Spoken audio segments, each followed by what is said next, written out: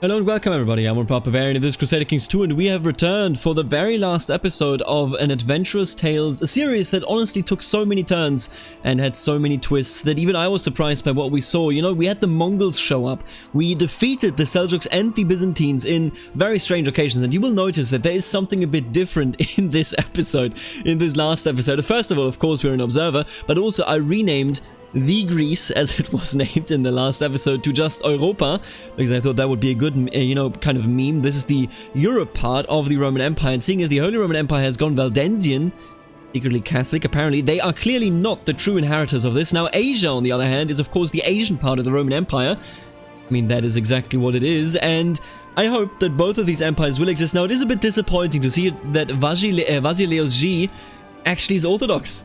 You know, I did all of this for him.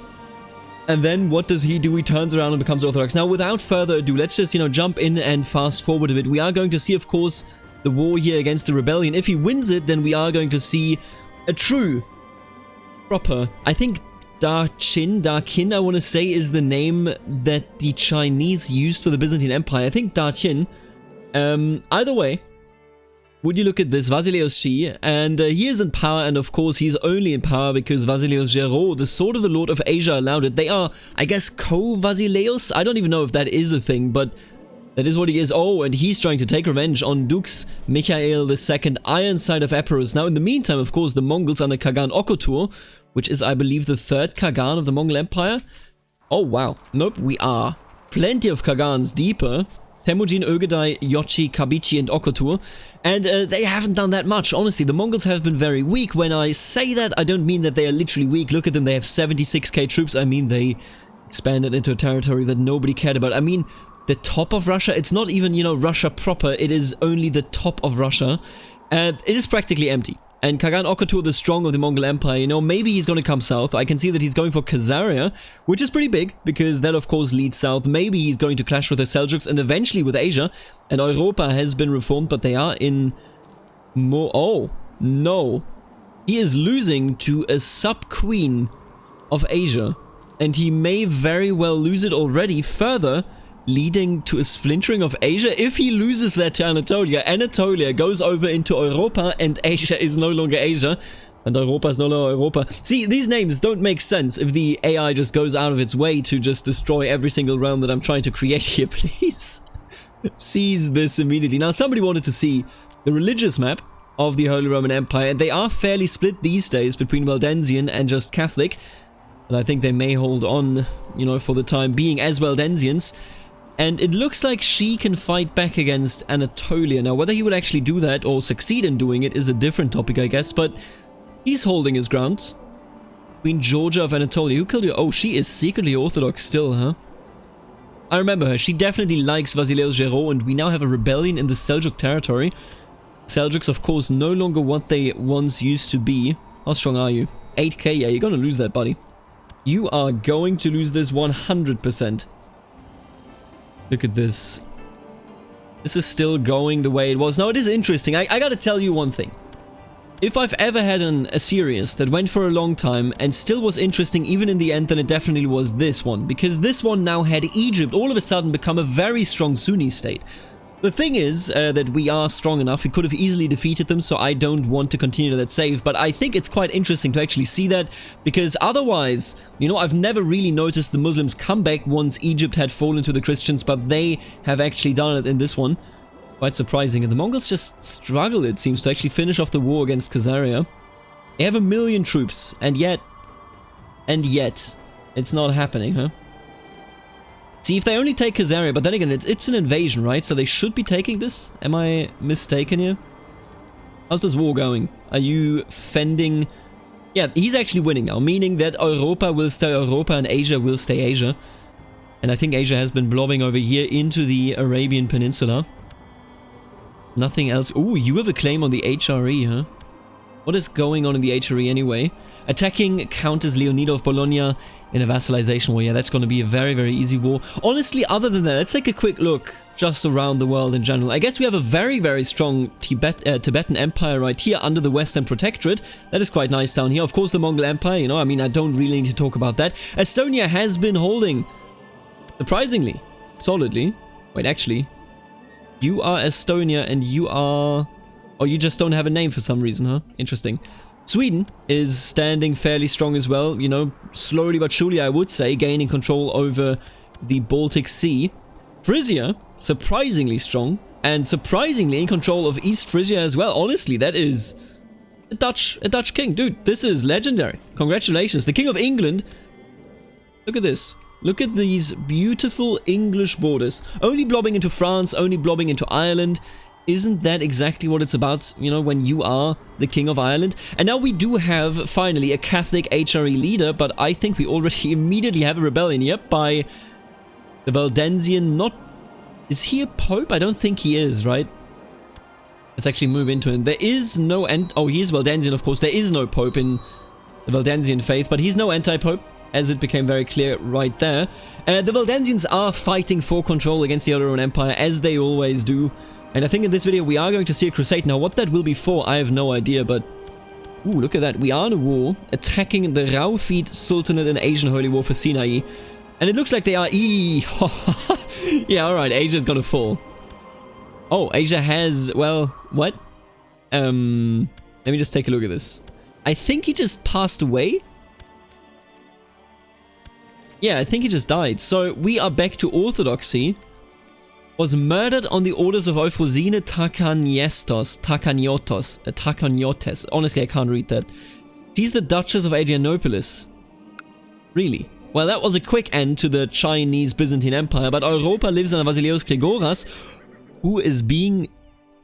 He's defending Cumania. See, this is one of those most ridiculous circumstances, but, you know, let's not even bother with that. Because he will no longer be in charge once Mircea of the Greek Revolt will win this.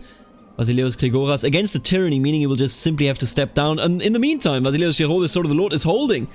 He is very, very strong. I would like to see the AI actually form a good old bloodline here, but whether we will actually see that, you know, I don't think they're actually going to fulfill it. The AI is notoriously bad, even if you started for them to actually do anything about it. But it looks like they actually won Sinai, so the eastern half of the Byzantine Empire, or well, the eastern half of the East Roman Empire, is holding very strong. Whereas, you know, this one is a bit of a mess. I'm sorry what I did to you. The Almoravids, look at this, they still exist. That's kind of, it's sweet for them, you know, led by an 8-year-old, of course, but what can you do? Ghana, on the other hand, look at this, Ghana. Could probably actually reform the faith if they had the piety, and by God, they actually could have the piety if they didn't have such a very mediocre ruler. Damn, Abyssinia, dude, I did not realize that we have a Miaphysite Abyssinia all united in struggle with the Hashemids, of course, but still very much united. Now, what is Bulgaria doing here? Bulgaria, the Europa.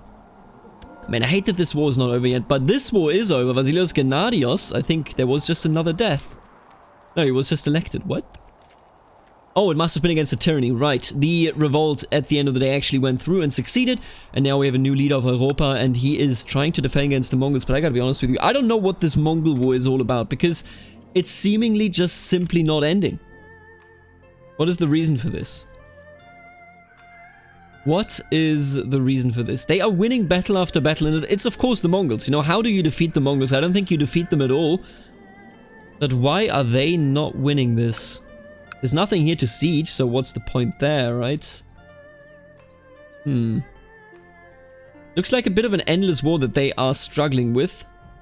Other than that, we don't, you know... They are Orthodox again, and that's all nice and good for them. I gotta tell you one thing. First of all, Europa and Asia, of course, a bit of a meme, you know, in terms of names, but I gotta tell you, you know, the entire split was the only thing that I was able to do without just being like, hey, we're the Byzantine Empire now, goodbye. So the entire split for me was more a fun project than it was actually, you know, a hardcore roleplay project. Now, I have decided on what our next project will be, and let me tell you, our next project will be quite interesting. We've already kind of, you know, talked about it. We've cut into that cake. We are going to have a learning focused campaign, and I will actually do this in the good old historical immersion project. I know there are some that are not looking so favorably towards the HIP mod, but I gotta tell you, I love the mod, and I hope that you will enjoy it too. You know what? If you're watching the time-lapse, which is usually one of those videos, you know, only the people that really care about where the world goes afterwards watch it. If you're watching this, let me tell you what we're gonna do. We're gonna play in Iberia. We haven't been in Iberia in such a long time. And we're going to have a learning-focused campaign in the incredibly weird and wild times of the Reconquista. You know, where we have all of these small northern realms, the Catholic realms, and then we have all the Muslim realms over here. And we are probably going to play with a custom character. What exactly I haven't settled on yet. And look at Asia. Indeed, making, you know, or bringing honor to their name. Ooh, what are you doing? Just a peasant revolt. Alright, that's fair. So, the way I see it, we're going to do that. We're going to play in Iberia. I hope that you're excited. It will be HRP because I want to make a return to HRP. I just love the mod so much and I haven't seen it in at least a month or two. And you know, that is... Good God, I'm having like a... my hands are shaking because I'm having withdrawal syndromes. I can't even talk anymore. And this just doesn't want to end, huh? Kagan Okoto, what are you doing? What is going on here? Why is everyone wasting their time? It doesn't look like this is going anywhere, or like it's going to go anywhere ever. Let me just take a look at this, right? What is happening here? Why are you the way you are? There's a lot of battles, none of which are really worth much. There's a lot of battle off, whatever that means. I guess there's simply no infrastructure in the province that they're fighting in, which is why, you know, it just says battle off. I think the issue, and I'm not even kidding here, I think the issue is simply with the way this works. So if I bring you here and you occupy this, right? Nope, still 92%, huh? I thought that might fix it because it's part of Khazaria. But here we are, and apparently it does nothing. And this is a really weird... I'm gonna help the Mongols a bit, because I just want this war to end. I want to see the Mongols do something, right? You know what? Why don't we just clean this out too? Hey, no. Come on. Okay, the AI really does not want me to do this. I think if they just sieged this down here, then it all would be over. But instead, the AI does absolutely nothing. Maybe now that they're locked in. Nope. There you go. Well. Yeah, this war is never going to end because Cumania's capital is not occupied, and I think that is exactly what the issue is. Let me just take a look around. Why are the Mongols running into the east? Why are there 10k over here? What are you doing, buddy? What are you doing? You know what? Mongols are stuck. That's just this playthrough in a nutshell, isn't it? The Holy Roman Empire is still in eternal rebellion. This Valdensian streak that they've had makes it so that even if you have a Catholic emperor, they will just all the time flip around. There will be rebellions all the time. And now that he has passed away, let's take a look at this, okay? Who's the new emperor? Oh, it's actually a Catholic. You know what? Maybe they're gonna finally get out of this. If they beat this rebellion, 15k against 19k, that's gonna be close. But if they beat this rebellion, there may yet be a chance for the Holy Roman Empire to return. In the meantime, Europa exists now still as Orthodox. You know what? They return. Hey, that's quality. Wait, what? Oh no, he has claims on all of these. Right, I understand. For a second, I was very confused there, but that's okay. He's leading plenty of wars. He could actually simply win 15 wars.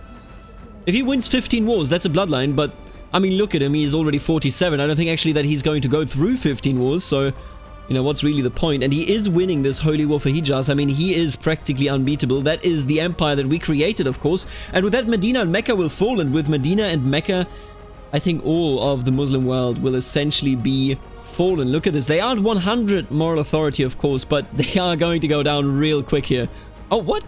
You know what? That's really strong. Let me actually take a look at the Sunni populace here. 97 despite all of this, because of all these won holy wars. 63%. I think that is because they won the jihad as well. Of course, that is a huge win for them right there. The piety of Caliph Murad definitely has a positive impact, but I gotta tell you, I don't know. I don't think they will beat up Asia ever. Asia is such an absolute powerhouse, and you know what the good part is? They don't have the imperial elective system, meaning that they won't constantly have rebellions. Basileus Gennadius of Europa is just constantly defending. And honestly, you know what? I want to see some action. So what I'm going to do... You know what? Wait, what? Wait. Yes, that's me. Where's the war symbol? Oh, there it is. You know what? I'm sorry, Khazaria. I am sorry, but I needed to finish this because I simply want to see if the Mongols are going for the Seljuks, if they are going for Asia, if we will finally see the Mongols getting even close to where they should be, primarily, you know, in Persia and in, of course, in the steppes where they are now, but not up here. Let's see if they do any of that. If not, then, you know, maybe all of this was absolutely worthless and I just destroyed Cumania for no reason whatsoever. But I have hope. They have a very healthy amount of troops, even after like 5 generations. That's still fine. And now they are attacking Kochevian vassalization war. Ah, okay. You know what? That's quite sweet. Oh, what? We have a Gothic ruler. That is so rare. That is so rare because it's always ruled by some Greeks, but we actually have a Gothic ruler. That is really cool. Am I just missing this? I swear that I've never seen a Gothic ruler, and yet here we are, and apparently there's a million of them. Oh, and look at this. So Tiana is the Jura capital, I suppose, of Chazianon. Oh, that's quite interesting. Wait a minute, how's our king doing here? Despot Constantinos Priest-Hater, there you go. 30 years of age, he has children, or had one child, I guess. And he is, of course, the new heir, or the heir, for his father. Dux Michael Ironside still alive. Oh, that is amazing. But of course, he is not in any position to have children, so don't sweat it. He's still forging his bloodline. 49, 4 more wars to go. I think he might be able to do it.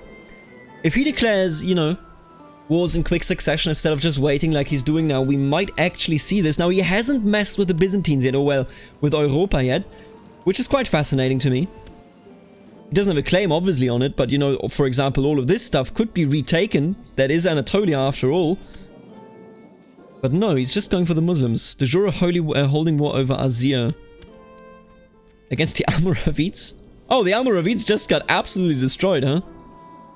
Weren't they just all over here, and now they're all gone, and... even, oh, they have a holding down here. That explains everything. That explains this war, at the very least. Now, what are the Mongols actually doing with the opportunity of a lifetime that I gave to them? And where are you, Salinda? Ah, you are practically dead. What is this? Why are you walking back? Dude, this AI, look at this. They're gonna walk back north, I guarantee it. Yep, look, what is this? This AI. I love Paradox, I love this game, but I gotta tell you, this hurts. It hurts to watch, doesn't it? It really does.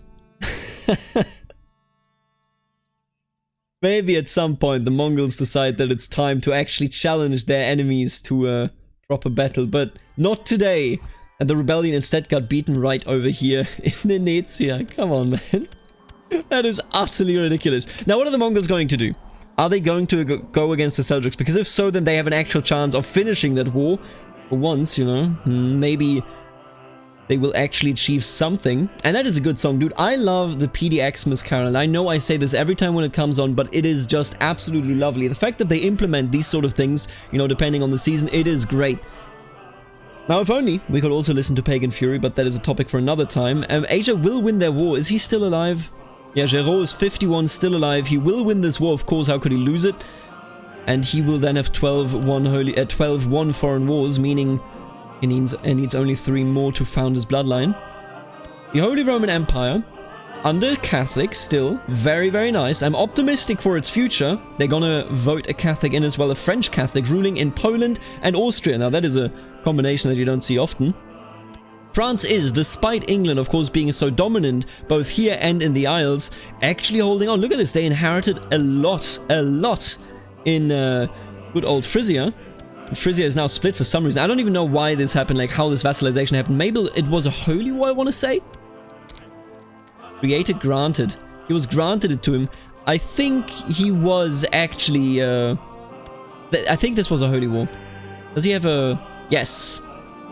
French holy war for Gelre. There you go. Are the Mongols doing anything? Nope. Okay, well, that was to be expected, I suppose. This war is still going, so very, very unlikely that we're actually... Oh, look at this. It's Vasilios Konstantinos, priest-hater of Asia. Damn.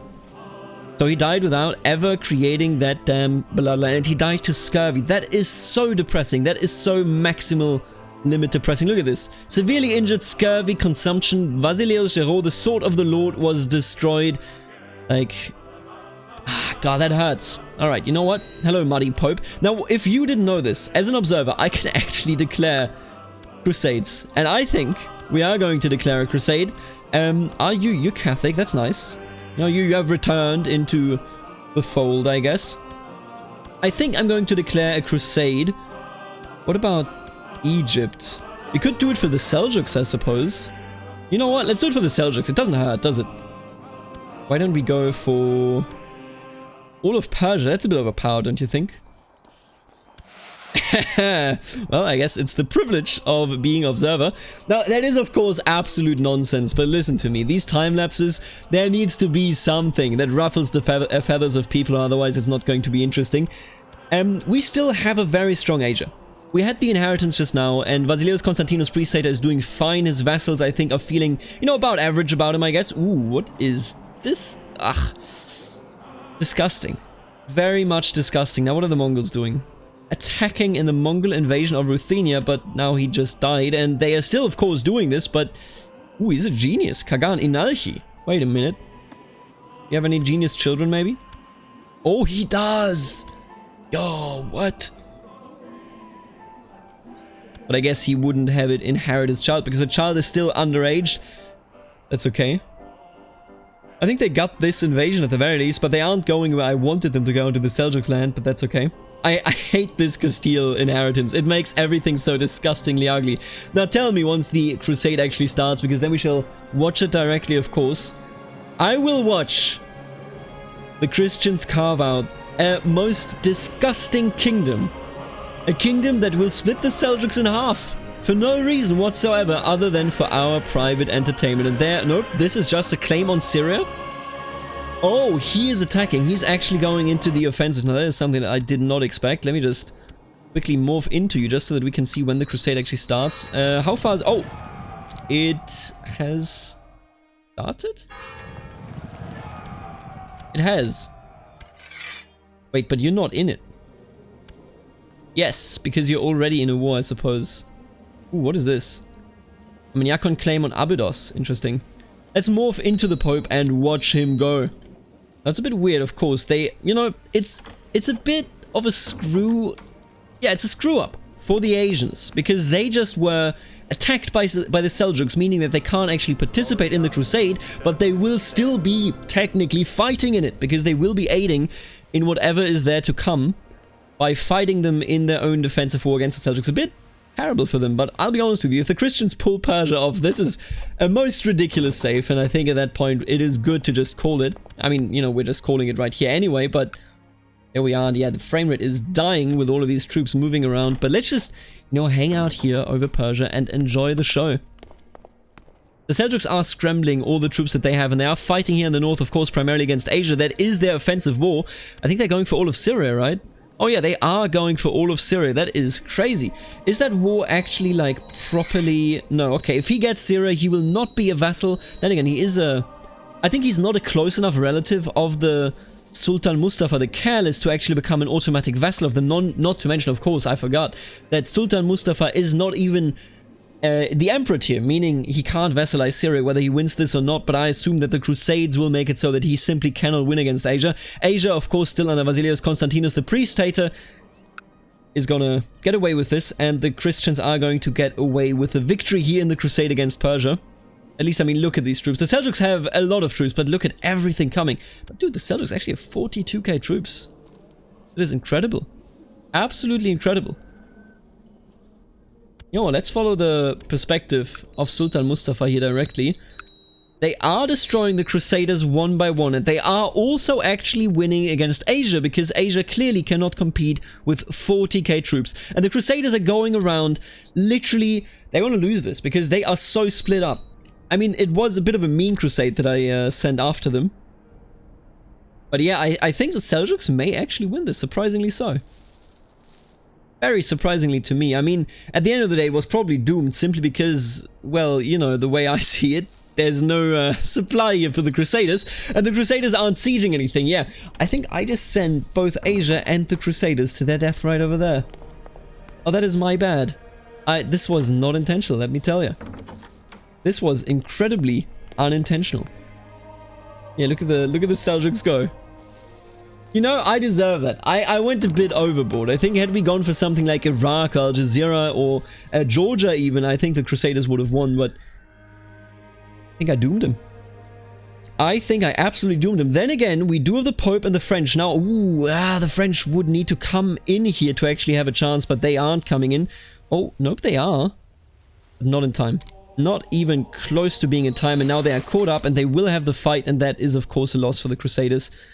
Oh, that could have been a turnaround of the entire war, but instead they lost it, and I guess that will probably be what finishes off this war. Then again, look at all these damn troops. Man, the Christians really have an insane amount of troops, and the Seljuks are now worn down to 33k, not replenishing. That is going to be a very, very tough one. Now, I don't know how many people actually aid. Oh yeah, there are a lot of people here aiding the Seljuks in the Crusade for Persia, as you would expect. You know what? I think the Seljuks may still have a chance of winning this, despite it all. Oh, nope, they just lost a decisive battle over here in the north against Wessex, further leading to the potential and probable downfall of Persia. Damn, dude, actually a very tight fight, but at the end of the day, I mean, can you really defeat the Crusade no matter how many people starve simply by marching into Persia? And look at this. So the Mongols are still going and still going for Ruthenia. I'll be honest with you, I think the Mongol AI is kind of spooked. I don't know what it is, but they failed to actually siege anything. And now the Mongols are at 98k troops. Are you kidding me? 98k troops, almost 100k, and they can't finish Ruthenia? Good God. Also, I need to morph into someone to make these disappear. If you click them, the game will crash. I know this because of the recent games that I have hosted in terms of multiplayer. Don't get the game to crash like that. You definitely don't want that to happen. Now, the Pope is winning the war, but whether he will actually win it, of course, that is something else. What a funny little crusade. See, now this is an entirely different perspective. The Crusaders have no idea where the Seljuk armies are without actually looking up, you know, for example, you could always do it. And I do this often. It's almost cheating, I want to say. Where you just look around in the courts and the vassals of, you know, whoever you're fighting, and then you click right here, and all of a sudden we know their armies are over there. Of course, I don't think the AI realizes this, you know, would be a bit weird. And is the Pope practically alone here? He is winning. But it is King Alderic of France that is actually properly leading it. Pope Honorius, of course, will never be the winner of a crusade himself. Oh, that's interesting. There's practically no crusaders. The HRE is walking home. And yet they are so decidedly winning. What's going on here? Are they getting a ticking war score? No, they aren't. Has to be the occupation, right? I think this is, first of all, of course, the AI being confused in action, but also Crusades being heavily weighted towards whoever is the crusading person and not, you know, the defending person. So many battles won by the Seljuks. Oh, I guess it's actually fairly equal, you know that? Looking at this, it's fairly equal, but there is no war score in any of these battles, meaning, and yeah, there we are, the Crusade is successful despite it all. And I gotta tell you, man, so we had a de jure adrift here, because, you know, more than 100 years have passed on. We had a de jure adrift here, but I gotta tell you, it's real ugly. Like, this de jure adrift that we've seen here, where Alba Rhein, this is gonna be a bit weird once this Crusade is won. What have I done? What have I done? The de Blois dynasty is now in charge of Persia and Armenia, it seems. Oh yeah, okay, you know what? I think it's time that I steal myself away from this absolute horror of a map that I created.